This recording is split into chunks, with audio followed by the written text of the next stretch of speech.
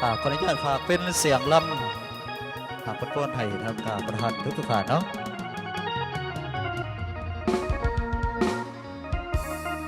อยู่เมียงฉันคิดถึงน้อง คิดฮอสาวเสกอง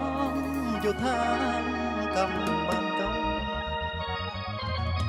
และคิดเห็นมาส่งน้องสัญญาหักข้างนั้นสายฝันก็อยู่สู่คืนนั่งลงกันอยู่หาดทรายที่มีน้ำตื้นมันสาดลงน้อยกายน้ำหาดทรายมันใสเย็นเปรียบดังคำโอ้ยสัญญาโน้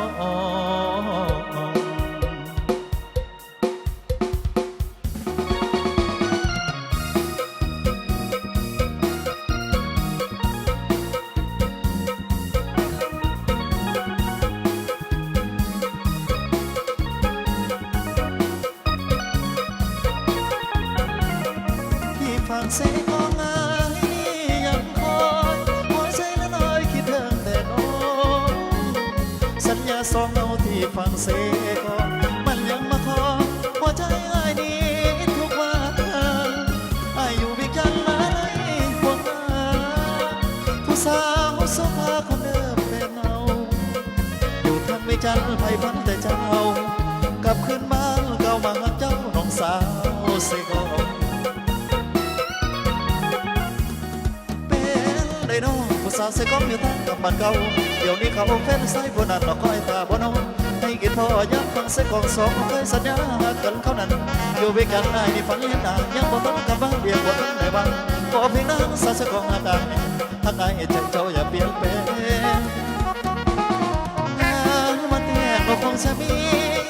อย่าได้นายนี้หลอกอายเดินสาวเสกองให้คิดถึงเจ้าเกิดวันชนน้ำตา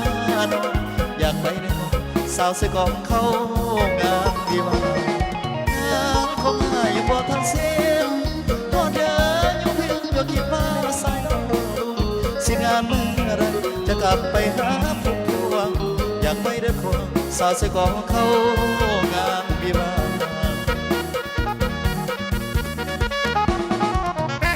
ให้รอคอยสายเดี๋ยวละให้รอคอยสายเดี๋ยวละคำสัญญาน้องอย่าได้เปลี่ยนผู้สาวใส่กองคนรักบางอายใจตั้งเมียนต่อสายสิบเงินกับดาวสาวยังมีสู้ไหมสัญญาฝังใจอย่าเปลี่ยนปีน้องเอาเกี่ยวยกถึงแล้วกันเด้อ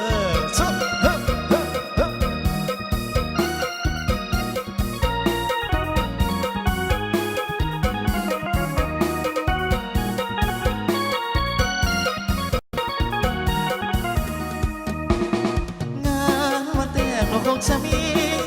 อย่าได้ได้นี้หลอกอายเดินสาวเสียก็อายคิดถึงเจ้าคืนวันจนน้ำตาโนอยากไปเดินกองสาวเสียกองเข้างานไม่มางานของอายยังพอทักเสียน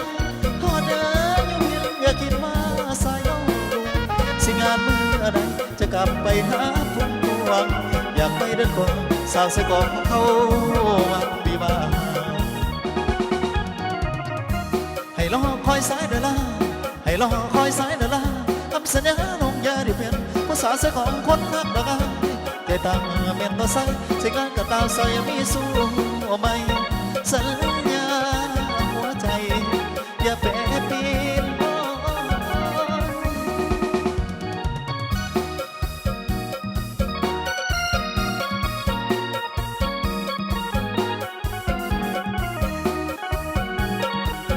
ขอบใจหลายๆเอาหากให้ซอฟกินฮอดก่อนเพื่อนว่าเอาแต่ละเพลงไปก่อนจักหน่อยจังเอาไม่มอบเป็นละเพิ่นยาวนับกันวสันเนาะขอบใจประแขกทุกท่าน